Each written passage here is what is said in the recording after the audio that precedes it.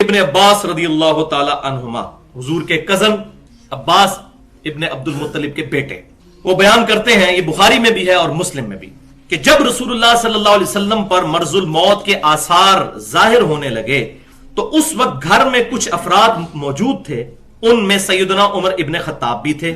نبی صلی اللہ علیہ وسلم نے فرمایا، لاؤ میں تمہیں ایک تحریر لکھ دوں جس کے بعد تم کبھی گمراہ نہیں ہوگے۔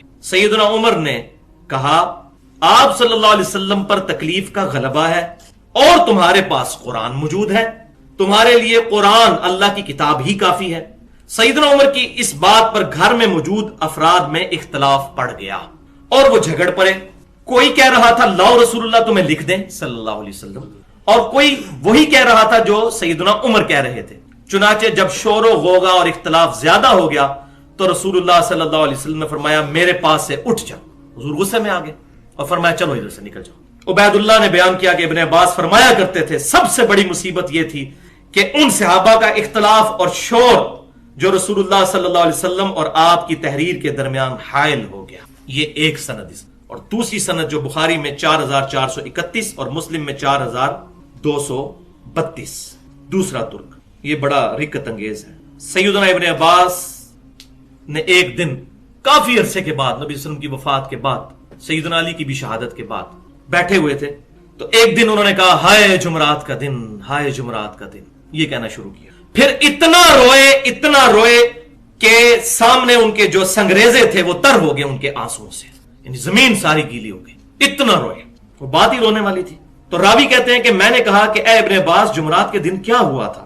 انہوں نے فرمایا، اس روز رسول اللہ صلی اللہ علیہ وسلم کی تکلیف شدت اختیار کر گئی۔ آپ صلی اللہ علیہ وسلم نے فرمایا، مجھے شانے کی ہڈی دو، میں تمہیں تحریر لکھ دوں، اس کے بعد تم کبھی گمراہ نہیں ہو۔ اس وقت ظاہر ہڈی پر، چمڑے پر، اس طرح کی چیزوں پر لکھا جاتا تھا، کاغذ تو نہیں ڈیولپ ہوا تھا۔ انہوں نے اختلاف کر لیا، حالانکہ نبی کے ہاں تنازع مناسب نہیں تھا۔ یہ الفاظ ذرا یاد رکھیں، یہ میرا فتویٰ نہیں ہے، ابن عباس کہہ رہے ہیں کہ حضور کے سامنے یہ بدتمیزی والا کام نہیں کرنا چاہیے۔ اور کچھ نے یہاں تک کہا کہ ان کی کیا حالت ہے، کیا آپ صلی اللہ علیہ وسلم مرض کی وجہ سے ایسی باتیں کر رہے ہیں؟ انہیں سمجھنے کی کوشش کرو۔ پھر وہ آپ صلی اللہ علیہ وسلم سے بار بار پوچھنے کی کوشش کرتے رہے، لیکن آپ صلی اللہ علیہ وسلم نے فرمایا، مجھے چھوڑ دو، مجھے میرے حال پر رہنے دو، میں جس حالت میں ہوں وہ اس سے جس کے لیے تم مجھے کہہ رہے ہو بہتر ہے۔ پھر آپ صلی اللہ علیہ وسلم نے 3 باتوں کی وصیت فرمائی، لیکن یہ باتیں لکھوانی نہیں تھی، وہ آپ کو پتہ بھی چل جائے گا بعد میں، کوئی یہ نہ سمجھے کہ یہ باتیں لکھوانی تھی، ورنہ تو زبانی پہلے بتا دیتے۔ آپ فرمایا، مجھے چھوڑ دو میرے حال پر، مجھے اسی حال پر رہنے دو۔ تو آپ صلی اللہ علیہ وسلم نے 3 باتوں کی وصیت فرمائی۔ پہلی بات، مشرکین کو جزیرہ عرب سے نکال دو۔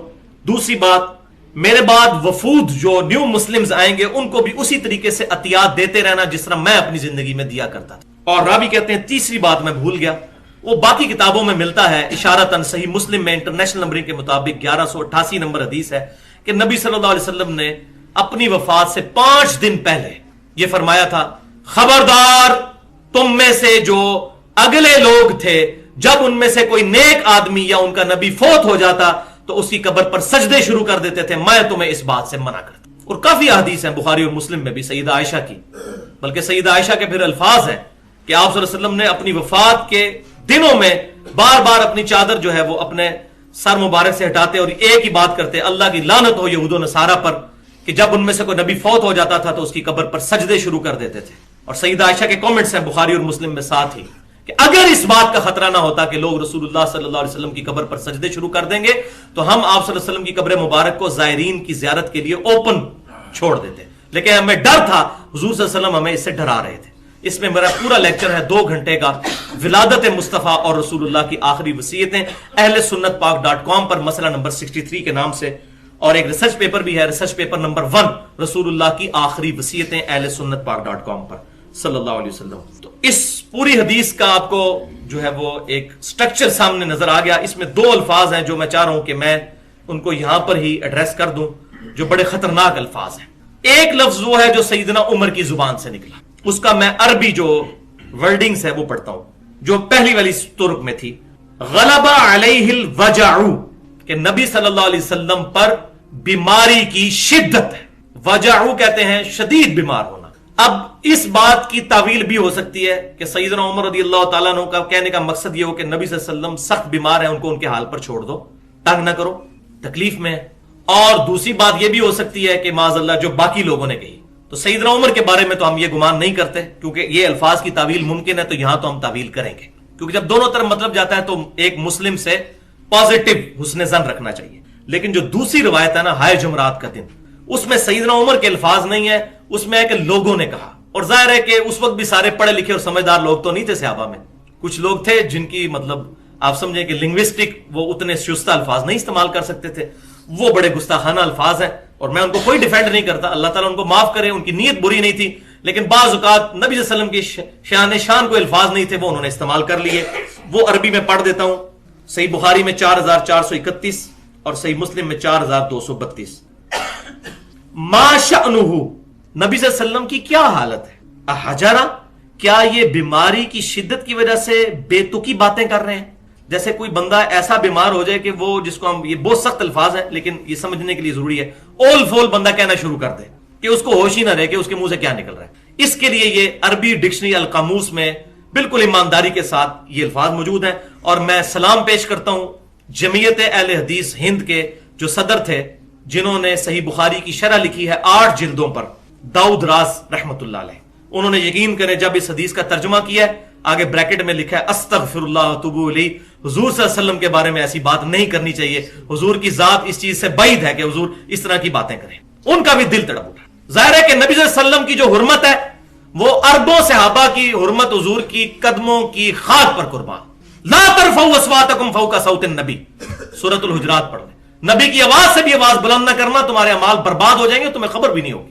اور یہ آیت کس کے بارے میں نازل ہوئی؟ بخاری شریف میں سورۃ الحجرات کی تفسیر میں دیکھیں, یہ ابو بکر عمر کے بارے میں نازل ہوئی. حضور سے انہوں نے گستاخی نہیں کی, آپس میں لڑ پڑے حضور کے سامنے, تو آیات نازل ہوئی خبردار یہ کام نہ کرنا, تمہارے اعمال بھی برباد ہو جائیں گے. اس کے بعد اسی صحیح بخاری کے الفاظ ہیں اسی آیت کے کانٹیکسٹ میں کہ اس کے بعد سیدنا عمر اتنی آہستہ گفتگو کرتے تھے کہ حضور کو سنائی نہیں دیتی تھی. حضور کہتے تھے عمر اونچا بولو مجھے آواز نہیں آ رہی, اتنے محتاط ہو گئے. تو یہ بھی معاملہ کہ آپ صلی اللہ علیہ وسلم کے بارے میں ایسے الفاظ صحابہ کرام سے نکل گئے, اور ظاہر ہے اس میں سیدنا عمر کے الفاظ یہ نہیں ہیں, تو لہذا سیدنا عمر اس معاملے میں بری ہیں. باقی جو ان کا اس حدیث میں جو ان کا رول ہے اس میں جو ان کی غلطی ہیں وہ بھی ہم انشاءاللہ پوائنٹ آؤٹ کریں گے. جو پازیٹیو چیز ہے وہ بھی انشاءاللہ تعالی اس کانٹیکسٹ میں 5 بڑے پوائنٹ ہیں جو انشاءاللہ تعالی اللہ کی مدد سے پری ڈیٹرمنٹ ریزلٹس کے بغیر, یعنی اپنے دماغ میں رزلٹ بنائے بغیر میں انشاءاللہ کوشش کروں گا کہ بات پہنچانے کی کوشش کروں. ورنہ اگر میں نے پہلے ہی فکس کیا ہو کہ میں نے سنیوں کی وکالت کرنی ہے یا میں نے اہل تشیع کی وکالت کرنی ہے, پھر میں حق بات کبھی نہیں کر سکتا. تو یہاں پر یہ بات بھی سمجھ لیجئے کہ میرے ہر کلمہ گو اہل قبلہ مسلمان کو پورا حق حاصل ہے کہ اس حدیث کی جو میں شرح بیان کروں گا اس سے اختلاف کر سکتا ہے, پورا حق حاصل. لیکن 3 دفعہ لیکن جذبات کے ساتھ نہیں, علمی دلائل کے ساتھ. کیونکہ قرآن پاک میں سورۃ الانفال کی آیت نمبر ہے 42, جو ہلاک ہوا دلیل سے ہلاک ہوا, جو زندہ ہوا دلیل سے زندہ. دلیل کے بغیر ولا تقف ما لیس لک بہ علم, اے انسان کسی ایسی چیز کی پیروی مت کر جس کے بارے میں تیرے پاس علم نہیں. ان السمع والبصر والفؤاد كل اولئک کان عنہ مسئولا, بے شک کان, آنکھیں اور عقل اس کے بارے میں پوچھا جائے گا, اس کو استعمال کر کے تم نے حق بات حاصل کرنے کی کوشش کیوں نہیں کی. تو علمی دلائل کے ساتھ اختلاف کر سکتے ہیں, جذبات کے ساتھ نہیں. ورنہ جذبات ماشاءاللہ تھوک کے حساب سے اہل سنت کے بھی ہیں اور اس سے زیادہ اہل تشیع کے ہیں, اس سے مسئلہ حل ہونے والا کوئی نہیں. علم کی تلوار سے انشاءاللہ یہ مسئلہ ریزالو ہوگا. دوسری بات یہ بھی نوٹ فرما لیجئے, اور یہ اہل سنت کہلوانے والے تینوں گروہ, بریلوی, دیوبندی اور اہل حدیث یعنی سلفی اور اہل تشیع بھی, میرے بھائی یہ بالکل کلیئر کر لیں بات, کان کھول کر سن لیں کہ اس حدیث کے کانٹیکسٹ میں نہ تو میں سیدنا مولا علی رضی اللہ تعالیٰ عنہ کی جھوٹی وکالت کروں گا اور نہ شیخین سیدنا ابو بکر و عمر رضی اللہ عنہما کی جھوٹی وکالت کروں گا. سچی ہوگی تو کروں گا, جھوٹی نہیں کروں گا. ہاں وکالت کس چیز کی کروں گا؟ کتاب اللہ کی اور سنت کی, اللہ اور اس کے رسول کی وکالت کروں گا انشاءاللہ تعالی. یہ نہیں ہو سکتا کہ ہم سیدنا علی یا سیدنا ابو بکر و عمر کی بات کو پرائرٹی دے دیں اور کہیں جی جو حضرت عمر نے کیا یہ بالکل ٹھیک ہے, جو حضور کروانا چاہ رہے تھے وہ غلط ہے, میں اپنا ایمان برباد کر لوں. کبھی بھی نہیں کروں گا. اور باقی جہاں تک معاملہ ہے ضعیف الاسناد احادیث کا, جس کی وجہ سے بیڑا غرق اہل تشیع کا بھی ہوا جھوٹی حدیثوں کی وجہ سے, اور اہل سنت میں بھی آئیں, تو اس پر میری پوری گفتگو ہے اہل سنت پاک.com پر 1 گھنٹہ اور 25 منٹ کی, مسئلہ نمبر 36 کے نام سے ضعیف الاسناد اور من گڑت احادیث کے فتنے کا تحقیقی جائزہ.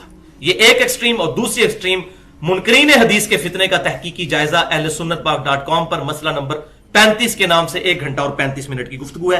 ये मैं रेफरेंस साथ साथ इसलिए बताता जा रहा हूं कि वरना तो ये 10 घंटे का लेक्चर हो अगर अब ये समझाना शुरू कर दिया जाए कि ज़ईफ हदीस और सही हदीस में क्या फर्क है।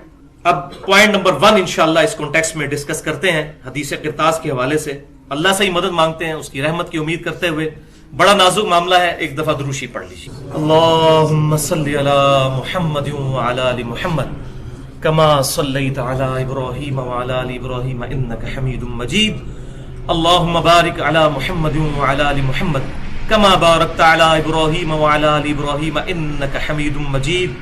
ला इलाहा इल्ला अंता सुब्हानका इन्नी कुन्तु मिनज़ ज़ालिमीन। हस्बुनल्लाहु व निअमल वकील। या हय्यु या क़य्यूम बिरहमतिका अस्तगीथ।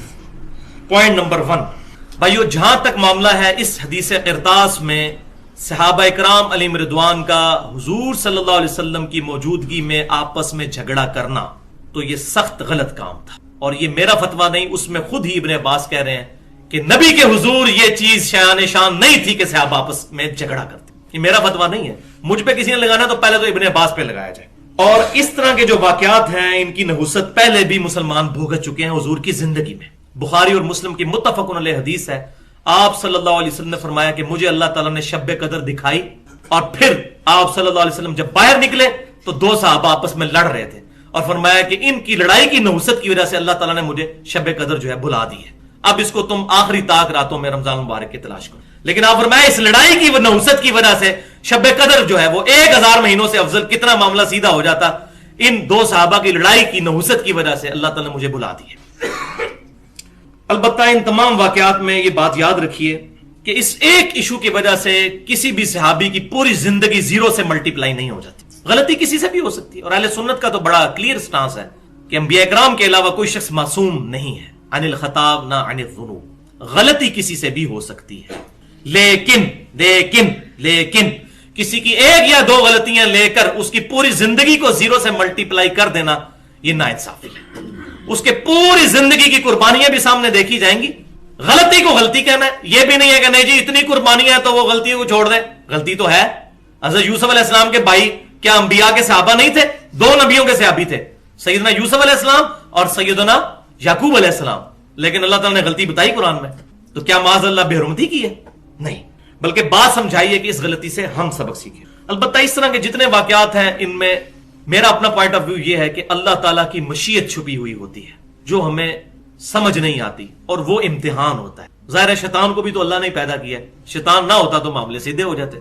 लेकिन ये सारी की सारी चीजें हिकमत अमली के तहत हुई। इसको ये ना समझिए कि अल्लाह ताला ने करवाया, ये नहीं।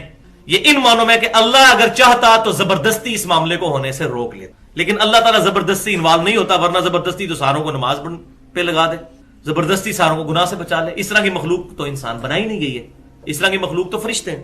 तो यहां पर 4 हदीसें ऐसी हैं 4 तुरुक के साथ जो सही मुस्लिम में आई हैं। हदीस तो एक है, 4 तुरुक है उसकी। वो हदीस जरा सुन लीजिए। सही मुस्लिम में किताबुल फितन, फितनों वाले चैप्टर में इंटरनेशनल नंबरिंग के मुताबिक 7260 नंबर हदीस है कि सहाबा इकराम कहते हैं कि रसूलुल्लाह सल्लल्लाहु अलैहि वसल्लम के साथ हम जा रहे थे तो बनी मुआविया की एक मस्जिद थी जिसमें हुजूर सल्लल्लाहु अलैहि वसल्लम ने नमाज पढ़ी 2 रकअत। हमने भी आप सल्लल्लाहु अलैहि वसल्लम के साथ नमाज पढ़ी।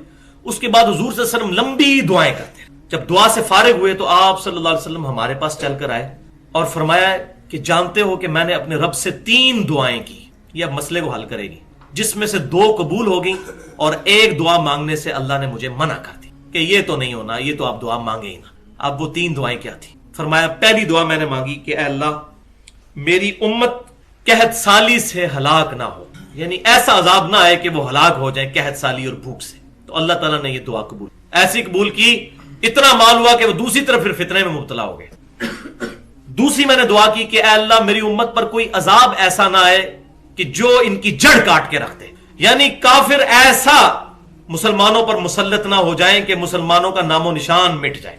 इस तरह कभी ना हो मुसलमान बाहर सूरत क़यामत तक किसी न किसी फॉर्म में कायम रहे। तो ये दुआ मेरी कबूल कर ली। और तीसरी दुआ मैंने जो की वो ये थी कि मेरी उम्मत आपस में ना लड़े, आपस में कत्लो गारत और लड़ाई झगड़ा ना करे। तो इस दुआ से मुझे अल्लाह ने रोक दिया। और सही मुस्लिम में ही आगे चलकर, बल्कि इससे 2 हदीसें पहले 7258 नंबर हदीस है कि आप सल्लल्लाहु अलैहि वसल्लम फरमाते हैं کہ اللہ تبارک و تعالیٰ کی طرف سے مجھے پھر یہ وحی آئی کہ یہ ایک دوسرے کو قتل بھی کریں گے اور دشمن ان پر غالب نہیں آئے گا، لیکن یہ ایک دوسرے کو قتل کریں گے اور قیدی بنائیں گے، جس کی وجہ سے دشمن غالب آ جائے، دشمن الٹیمیٹلی ان پر غالب نہیں آ سکے گا۔ اور اس کی مثال آج بھی ہمارے سامنے موجود ہے۔ ہمیں اپنے حکمران کی جوتیوں کی وجہ سے، اپنے حکمرانوں کے بوٹوں کی وجہ سے جو ہے وہ استحصال ہو رہا ہے مسلمانوں کا، جہاں بھی آپ دیکھیں، چاہے افغانستان میں ہے، طالبان بھی مسلمان، شمالی اتحاد والے مسلمان کو آپس میں لڑوا دیا، مسلمان سے مسلمان کا گلا کٹوا رہے ہیں، والعیاذ باللہ تعالی۔ پوائنٹ نمبر 2،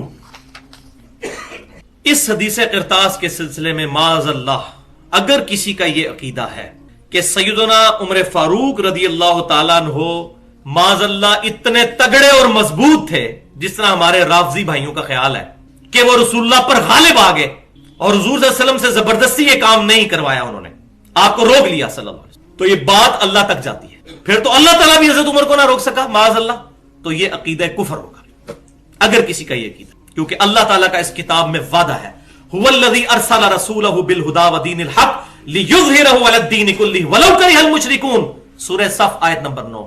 وہی اللہ ہے جس نے اپنے رسول کو الہدا یعنی قرآن کے ساتھ اور دین حق کے ساتھ مبعوث کیا تاکہ اس دین کو تمام ادیان پر غالب کر دے، چاہے کافر اس کا برا مان جائیں، یہ دین غالب ہو کر رہے گا۔ حضرت عمر کی کیا مجال تھی؟ کروڑوں اربوں عمر بھی اکٹھے ہو جائیں، اللہ اور اس کے رسول کا مقابلہ نہیں کر سکتے تھے۔ یہ میں سمجھانے کے لیے بات کر رہا ہوں۔ تو یہ کہنا ہے کہ جی حضرت عمر آڑے آگے تھے، اللہ تعالیٰ زبردستی کروانا چاہتا کروا سکتا۔ اور یہاں وہ آیت بھی یاد کر لیجئے، سورۃ المائدہ کی آیت نمبر 67، جس پہ میرا 82 منٹ کی پوری گفتگو ہے، اسی مسئلہ 55 کا شروع کا حصہ علم لدنی پر۔ بسم اللہ الرحمن الرحیم، یا ایھا الرسول بلغ ما انزل الیک من ربک، اے رسول اللہ صلی اللہ علیہ وسلم آپ پہنچا دیجئے جو اللہ نے آپ کو وحی کیا ہے، آپ کے رب کی طرف سے جو وحی ہوا، آپ کی رسپانسبلٹی ہے کہ امت تک پہنچائیے۔ وَإِن لَمْ تَفْعَلْ، اور اگر آپ نے ایسا نہ کیا، فَمَا بَلَّغْتَ رَسَالَتَهُ، تو آپ نے بھی پھر رسالت کا حق نہیں ادا کیا، وَلِعَاذُ بِاللَّهِ۔ اور ساتھ ہی فرمایا وَاللَّهُ يَعْصِمُكَ مِنَ النَّاسِ، لوگوں کی پرواہ نہیں کرنی، اللہ تعالیٰ آپ کو لوگوں سے محفوظ رکھے گا۔ جب حضور کو گارنٹی تھی کہ کوئی بندہ آپ کے آگے نہیں آ سکتا، حضرت عمر کی کیا مجال تھی کہ وہ یہ کر سکتے؟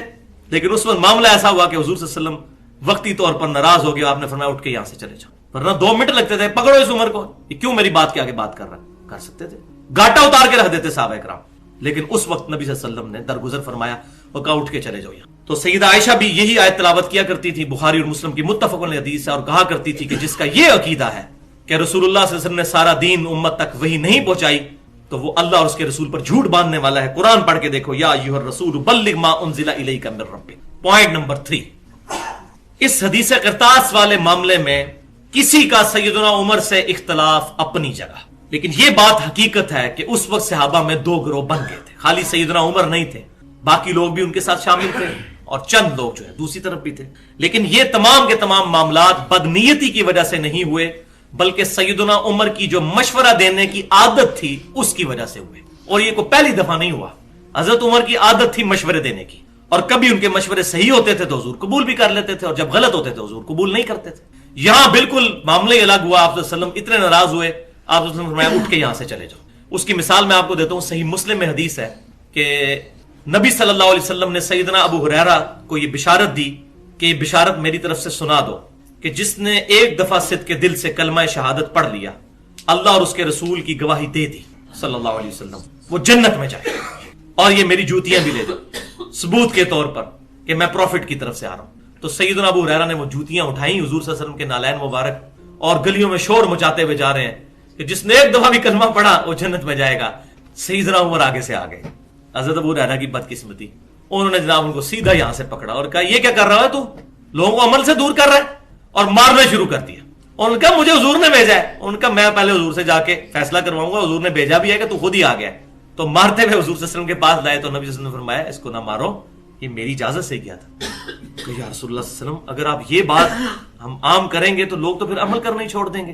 تو پھر آپ صلی اللہ علیہ وسلم فرمایا اچھا ٹھیک ہے، پھر لوگوں کو عمل کرنے، یعنی اس کو عام نہ کرو اس طرح۔ لیکن ظاہر حدیث تو آ گئی کتابوں میں، لیکن اس کی بنیاد پر وہ ہمیں نظر آ رہا ہے آج مسلمانوں میں وہ سارا فتنہ، ایک دفعہ کلمہ پڑے جو بھی ہے، ایک پھیرا لگے گا دوزخ کا، پھر جنت ٹوری جانا ہے، ایک پھیرا لگے گا دوزخ کا، الٹیمیٹلی جنت میں چلے ہی جائیں گے۔ یہ یہودیوں والا جو غلط عقیدہ، حالانکہ یہ نبی صلی اللہ علیہ وسلم نے اصل میں اللہ کی رحمت کی طرف جو ہے وہ توجہ دلائی تھی، اس میں یہ نہیں تھا، وہ بات بالکل ٹھیک تھی، لیکن آپ صلی اللہ علیہ وسلم نے سیدنا عمر کا یہاں مشورہ قبول کر لیا. اسی طریقے سے ایک اور مثال صحیح بخاری اور صحیح مسلم میں ملتی ہے جو اہل تشیع کے ہاں بھی موجود ہے, متفق علیہ حدیث. صلح حدیبیہ کے موقع پر نبی صلی اللہ علیہ وسلم نے ایسی شرائط کے تحت صلح کر لی جو بظاہر جو ہے وہ ایسی تھی کہ دب کے صلح کی. تو سیدنا عمر آئے اور نبی صلی اللہ علیہ وسلم سے آ کر ریکویسٹ کی, یا رسول اللہ علیہ وسلم کیا ہم حق پر نہیں؟ آپ نے فرمایا حق پہ ہیں. کیا ہمارے قتال کرنے والے لوگ اور شہید ہونے والے لوگ جنت میں نہیں ہیں؟ فرمایا جنت میں ہیں. کہا ہمارے مخالفین دوزخ میں نہیں جائیں گے؟ فرمایا جائیں گے. اس طرح کافی باتیں ہوئی. ان کا یا رسول اللہ علیہ وسلم ہم نیچے لا کے کیوں صلح کر رہے ہیں؟ تو آپ صلی اللہ علیہ وسلم فرمایا کہ عمر میں اللہ کا رسول ہوں, یعنی وحی کے بغیر نہیں فیصلہ کرتا. سیدنا عمر کی تسلی نہیں ہو رہی. پھر ابوبکر صدیق کے پاس چلے. اب عمر سے بھی اوپر کی ایک چیز تھی نا, وہ سیدنا ابوبکر کی مبارک ذات الحمدللہ, اور وہ اہل تھے کہ امت کو لیڈ کرتے. یہی باتیں کی حضرت ابوبکر صدیق سے اور کہا یہ دیکھیں نبی صلی اللہ علیہ وسلم جو یہ صلح دب کے کر رہے ہیں کہ ان کا کوئی مسلمان ہو کر ادھر آ گیا تو واپس کر دیں گے, ہماری طرف سے کوئی گیا تو واپس نہیں کریں گے. تو سیدنا ابوبکر صدیق نے پھر ڈانٹا, ان کا عمر ہوش کر, وہ اللہ کے رسول ہے.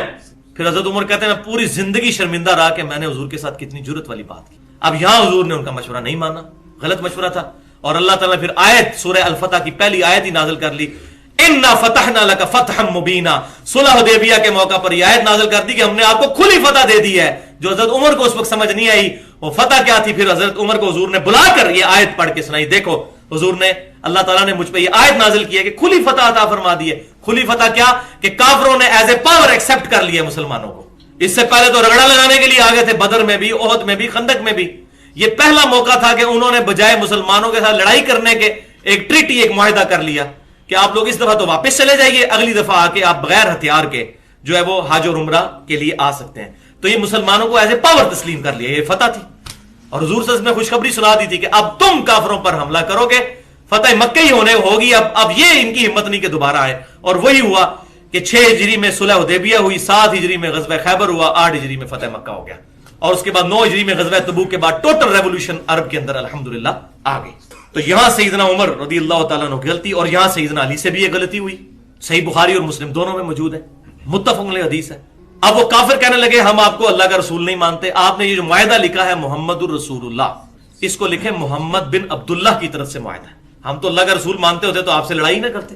تو نبی صلی اللہ علیہ وسلم نے مولا علی رضی اللہ تعالیٰ عنہ کو کہا کہ علی میرا نام مٹا کر تو محمد بن عبداللہ لکھ دو. انہوں نے کہا یا رسول اللہ میں آپ کا نام نہیں مٹاؤں. امام والی کی حیرت جاگ اٹھی کہ میں کیوں مٹاؤں, میں تو رسول مانتا ہوں. لیکن بات وہی ہے کہ حکم جو ہے وہ ادب پر فوقیت رکھتا ہے. ان کو یہ کام کرنا چاہیے تھا, چاہے محبت تھی, لیکن حکم جو ہے وہ ادب پر فوقیت رکھتا ہے. حضور صلی اللہ علیہ وسلم بھی پھر اس معاملے میں ناراض نہیں ہوئے. آپ صلی اللہ علیہ وسلم نے پھر کہا کہ مجھے بتاؤ کہاں ہے. پھر آپ صلی اللہ علیہ وسلم نے اپنے مبارک ہاتھوں سے اس کو جو کاٹا, اور پھر آپ صلی اللہ علیہ وسلم نے وہاں پر محمد بن عبداللہ لکھوا دی. تو یہ معاملات جو ہیں صحابہ کرام علیہم رضوان کے ساتھ لگے رہے. پھر ایک بہت بڑا واقعہ انبلیویبل, وہ صحیح بخاری میں موجود ہے کہ نبی صلی اللہ علیہ وسلم کی جب وفات ہوئی تو سیدنا عمر نے تلوار نکال دی اور کہا کہ جو کہے گا حضور فوت ہو گئے میں اس کو گھاٹا اتار دوں گا, قتل کر دوں گا اس کو. اب یہاں پھر ان سے اجتہادی غلطی. اب صحابہ کرام کا جھرمٹ لگا حضرت عمر کے گرد. اتنے میں سیدنا ابوبکر صدیق حجرہ عائشہ میں داخل ہوئے, نبی صلی اللہ علیہ وسلم کے ماتھے پر بوسہ دیا آپ صلی اللہ علیہ وسلم, اور کہا اللہ کے رسول اللہ تعالیٰ آپ پر 2 موتیں جمع نہیں کرے گا, ایک موت آپ کو آنی تھی, اس کے بعد تو اب آپ کی ابدی زندگی ہے, برزخی حیات شروع, اب دوبارہ آپ کو موت نہیں آئے گی. اور پھر مسجد میں آئے اور دیکھا کہ حضرت عمر فاروق رضی اللہ تعالیٰ عنہ کے گرد جمگھٹا لگا. آپ نے سیدنا عمر کا کندھا پکڑا اور کہا عمر ہوش کر, یہ کیا کہہ رہا ہے کہ نبی صلی اللہ علیہ وسلم فوت نہیں ہوئے. لیکن حضرت عمر سونے نہیں رہے. تو سیدنا ابوبکر صدیق سیدھا مسجد نبوی میں ممبر پر چڑھے, یہ صحیح بخاری کے الفاظ ہیں سارے میں جو پڑھ رہا ہوں, اور کہا عمر کو اس کے حال پر چھوڑ دو. اب سیدنا ابوبکر صدیق کا ظاہر روب اتنا تھا کیونکہ نبی صلی اللہ علیہ وسلم نے, بخاری مسلم میں آتا ہے, میں آگے بیان بھی کر دوں گا, اپنی زندگی میں ہی مصلی امامت پر سیدنا ابوبکر کو کھڑا کر دیا تھا. تو راوی کہتے ہیں خدا کی قسم سب لوگ عمر کو چھوڑ کر ابوبکر کی طرف متوجہ ہو گئے, عمر اکیلے رہ گئے. پھر سیدنا ابوبکر صدیق رضی اللہ تعالیٰ عنہ نے بڑا سخت جملہ بولا, بہت سخت. تم میں سے جو شخص محمد صلی اللہ علیہ وسلم کی عبادت کرتا تھا وہ جان لے کہ محمد صلی اللہ علیہ وسلم فوت ہو چکے ہیں, اور جو اللہ کی عبادت کرتا ہے وہ جان لے کہ اللہ تعالیٰ کو کبھی موت نہیں آئی. پھر خالی یہ نہیں کہ اپنا فتویٰ سنایا ہے, پھر قرآن پاک سورہ آل عمران کی آیت پڑھی 144 نمبر, وما محمد الا رسول قد خلت من قبلہ الرسل. محمد صلی اللہ علیہ وسلم تو نہیں مگر ایک رسول, اور ان سے پہلے بھی کئی رسول گزرے. کیا یہ فوت ہو جائیں, یہ جنگ میں شہید کر دیے جائیں تو تم دین سے الٹے قدم پھر جاؤ گے؟ تم نے ہمارے نبی پر احسان کیا کلمہ پڑھ کے, اور جو الٹے قدم نہیں پھرے گا ہم اس کو جزا دیں گے. یہ تمہارا اپنے اوپر احسان ہے, ہمارے نبی پر کوئی احسان نہیں ہے ایمان لانے کا, کہ نبی صلی اللہ علیہ وسلم فوت ہوئے تو اب دین ہی سے الٹے قدم پھر جاؤ گے. یہ زبردستی کا دین ہے, کنوکشن والا ایمان ہے, اپنی مرضی سے تم نے قبول کیا. پھر آیت پڑھی سورہ زمر کی, انک میت وانہم میتون, اے نبی صلی اللہ علیہ وسلم آپ کو بھی موت آنی ہے اور ان کافروں کو بھی موت آنی. یہ آیت بھی پڑھی وہاں پر. صحابہ کرام علیہم رضوان کہتے ہیں کہ جب یہ آیت پڑھی تو صحابہ کرام کو یہ یقین آ گیا کہ واقعی حضور صلی اللہ علیہ وسلم فوت ہو چکے ہیں. اور پھر کئی دن تک یہ حالت تھی, کوئی صحابی دوسرے صحابی کو ملتا تو یہی آیت سناتا تھا, وما محمد الا رسول قد خلت من قبلہ الرسل. صحابہ کہتے ہیں ہمیں یہ آیت جو ہے اس وقت بھول گئی تھی, ہمارے ہوش ہی اڑ گئے تھے حضور کی وفات کے غم کی وجہ سے, لیکن ابو بکر کو یاد تھی, ہمیں یاد واقعی یہ غزوہ احد پر نازل ہوئی تھی جب حضور کی شہادت کی افواہ پھیلی تھی, اور اپلائی کہاں پر ہونی تھی. اور سیدنا عمر کے الفاظ ہیں بخاری میں, اللہ کی قسم جب ابو بکر کے منہ سے میں نے یہ آیت سنی تو میرے قدم میرے جسم کا وزن نہیں اٹھا سک رہے تھے, دھڑم سے گر پڑے, ہاتھ سے تلوار بھی چھوٹ گئی. وہ اندھے مقلد نہیں تھے کہ قرآن حدیث سن کے بھی کہ نہیں نہیں اتنے بڑے بڑے بزرگ پاگل ہیں, نہیں, آیت سنی فوراً سمعنا واطعنا کر دیا. یہ ہے فرق صحابی میں اور عام امتی میں. صحابی کو جب بھی کتاب و سنت کی بات پتہ چلے فوراً سنا اور مانا اطاعت اختیار کر لی. حضرت عمر کہتے ہیں میری, یہی میں کہتا ہوں جو ہلاک ہوا دلیل سے ہلاک ہوا, جو سورہ انفال کی آیت ہے, دلیل سے ہلاک ہو گیا نا جی, جو کسی کو نزدیک نہیں لگنے دے رہے تھے, اپنا بھی وزن نہیں اٹھا سکے. تو یہ ہے ایمان کہ آیت سنی اور فوراً سرنڈر کر دیا, الحمدللہ. تو حدیث قرطاس میں یہ بات بھی ہم نے یہاں پر جو ہے وہ پڑھی کہ صحابہ کرام کے جھگڑے کی وجہ سے حضور صلی اللہ علیہ وسلم اس وقت ناراض ہوئے اور فرمایا کہ یہاں سے نکل جاؤ. لیکن لیکن لیکن یہ حضور کی ناراضگی وقتی تھی, بعد میں حضور صلی اللہ علیہ وسلم راضی بھی ہو گئے, اور اس کا ثبوت صحیح بخاری اور مسلم کی متفقن علیہ حدیث. صحیح بخاری میں انٹرنیشنل نمبرنگ کے مطابق 680 اور صحیح مسلم میں 944. حضور اپنی وفات والے دن, یہ وفات سے 4 دن پہلے کا واقعہ ہے کیونکہ جمعرات کا دن تھا نا, جمعرات کے بعد جمعہ, پھر ہفتہ, پھر اتوار, پھر سوموار. سوموار والے دن آپ وسلم کی وفات ہوئی ہے. اس دن آپ وسلم صحابہ سے خوش تھے. اصل مسئلہ کیا تھا کہ آپ وسلم کیا کروانا چاہتے تھے وہ انشاءاللہ میں اینڈ پہ بتا دوں گا, بل یہ اشارتاً میں یہیں پر وہ حدیث بیان کر دیتا ہوں کہ آپ صلی اللہ علیہ وسلم جس دن فوت ہوئے, بخاری اور مسلم کا حوالہ میں نے بتا دیا, آپ صلی اللہ علیہ وسلم نے اپنا مبارک حجرے سے پردہ ہٹایا, لوگ فجر کی نماز میں سیدنا ابو بکر صدیق رضی اللہ تعالیٰ عنہ کے پیچھے نماز پڑھ رہے تھے. صحابہ کہتے ہیں کہ 3 دن سے ہمیں حضور کی زیارت نہیں ہوئی تھی, قریب تھا کہ جب یہ پردہ ہٹنے کی آواز آئی, ظاہر ہے وہ کھجور کے پتوں کا پردہ تھا, قریب تھا کہ ہم حضور کی زیارت کی خوشی میں آزمائش میں پڑھ کے اپنی نماز ہی توڑ دیتے. لیکن حضور نے جب ہماری یہ حالت دیکھی تو ہمیں کہا کہ اپنی جگہوں پر ٹھہرے رہو. پھر آپ صلی اللہ علیہ وسلم یعنی اس معاملے پر خوش ہوئے کہ سیدنا ابو بکر صدیق کے پیچھے سب کے سب لوگ نماز پڑھ رہے ہیں. پھر آپ صلی اللہ علیہ وسلم اندر چلے گئے, اور انس بن مالک کہتے ہیں کہ اسی دن, یہ سوموار کا دن تھا, اسی دن پھر چاش کے وقت نبی صلی اللہ علیہ وسلم کی وفات ہوئی. تو آپ صلی اللہ علیہ وسلم بہت خوش ہوئے صحابہ کرام کو سیدنا ابو بکر کے پیچھے دیکھ کے کہ سارا وہ جھگڑا ختم ہو گیا, اب کوئی دوئے رائے نہیں رہی ہے. کہ اہل تشیع کا یہ جو الزام ہے کہ سیدنا عمر کو معاذ اللہ کوئی بغض تھا سیدنا علی سے, اس لیے انہوں نے کہا کہ حسبنا کتاب اللہ, وہ حضرت علی کے لیے خلافت لکھوانا چاہتے تھے تو لکھنے نہیں دی حضرت عمر نے. یہ بات بالکل غلط ہے. سیدنا عمر کے ذہن میں کہیں ایسی بات نہیں تھی, اور انشاءاللہ تعالی اس کا جواب میں جو ہے وہ الحمدللہ علمی دلائل کے ساتھ دوں گا, جو میں نے اہل تشیع کی مجلس میں کھڑے ہو کر ایک بندے کو جو پاکستان لیول کا ان کا بہت بڑا محدث ہے, اس کو میں نے اس معاملے میں چپ کروا دیا تھا کوسچن آنسر سیشن میں. میں نے کہا مجھے یہ بتائیے کہ اہل تشیع کی کتابوں میں کیا ملتا ہے کہ جب سیدنا عمر فارن ٹورز پہ جایا کرتے تھے, ایران فتح ہوا تو ایران گئے, مدینہ شریف چھوڑ کر, اتنے مہینوں کا سفر تھا, کوئی جہاز پر تو نہیں گئے تھے, پھر شام بھی گئے اتنی دور. تو یہ بتائیے مدینے میں سیدنا عمر اپنا خلیفہ کس کو بنا کر جاتے تھے؟ تو کہنے لگے مولا علی کو. میں نے کہا اہل سنت کی کتابیں میں یہی بتاتی ہیں, آپ کی کتابیں میں یہی کہتی ہیں. میں نے کہا اگر اس دوران سیدنا عمر شہید ہو جاتے تو خلیفہ کون ہوتا؟ مولا علی ہوتے. تو بغض ہوتا تو کسی اور کو بنا کے جاتے, اور مولا علی کو کیوں بنا کے جاتے تھے؟ اس کی وجہ تھی کیونکہ بخاری اور مسلم کی حدیث ہے, غزوہ تبوک پہ جب نبی صلی اللہ علیہ وسلم گئے تھے تو آپ صلی اللہ علیہ وسلم حضرت علی کو اپنا خلیفہ بنا کر گئے تھے اپنی مبارک زندگی میں مدینہ شریف پر, کہ عورتوں اور بچوں کے پاس. یہ ریزن تھی, یہ تانا بانا جڑتا ہے اس کا. تو سیدنا عمر حضور کی سنت پہ عمل کرتے تھے کہ مولا علی کو حضور بنا کے گئے تھے, میں بھی مولا علی کو بنا کر جاؤں. اور وہی حضور نے فرمایا تھا اے علی تیری میرے ساتھ وہی نسبت ہے جو ہارون کی موسیٰ علیہ السلام کے ساتھ. یہ دیکھیں کس طریقے سے کڑیاں الحمدللہ جڑی ہوتی ہیں. اچھا, حتیٰ کہ صحیح بخاری میں انٹرنیشنل نمبرنگ کے مطابق 3700 نمبر حدیث ہے کہ سیدنا عمر فاروق رضی اللہ تعالیٰ عنہ کو جب زخم لگا 28 ذوالحجہ 23 ہجری میں اور 1 محرم 24 ہجری میں ان کی شہادت ہوئی. اس زخم کے دوران